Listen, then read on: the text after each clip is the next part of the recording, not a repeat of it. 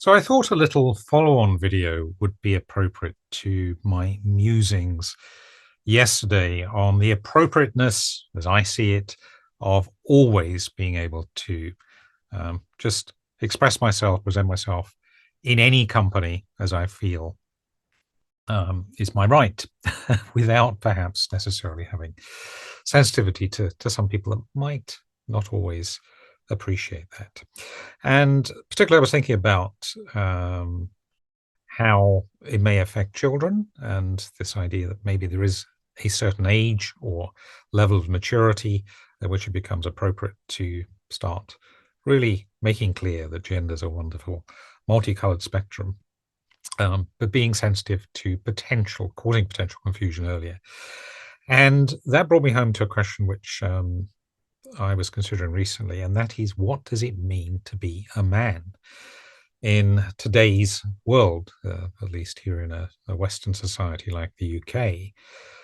And I honestly do not know the answer. It's something I have reflected on when I've been put in situations where I've been asked, can you play, the male figure in this child's life, for example, not as a father, but as a godfather or whatever.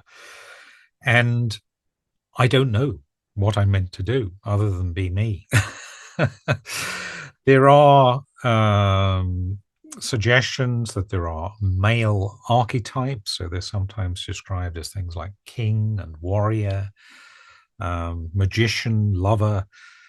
I find those a little bit unsatisfactory because I see that the kind of blueprints, as it were, they're meant to provide for the way to be, um, really irrelevant for women as well. So women can be warriors, as in the case of Athena, the great Greek goddess, for example. They are defenders when they need to be of their children. So I'm not entirely sure I buy into this idea that there are male archetypes and female archetypes.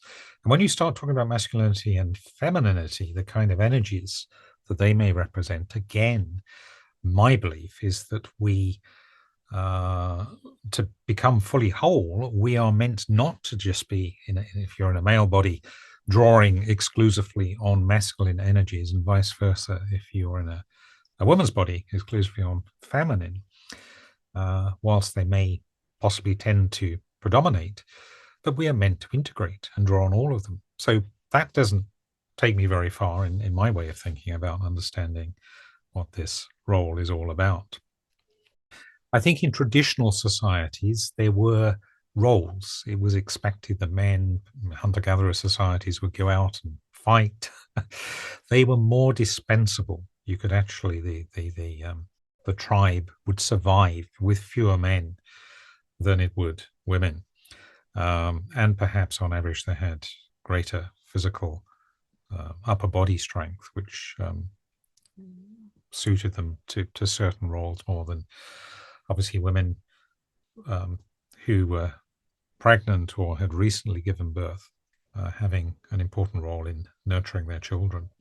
But in the modern world, and particularly in a world in which we are now very used to men and women being single very often, not having families, and where there are happily, generally, good acceptance of those who are gay, bisexual, trans.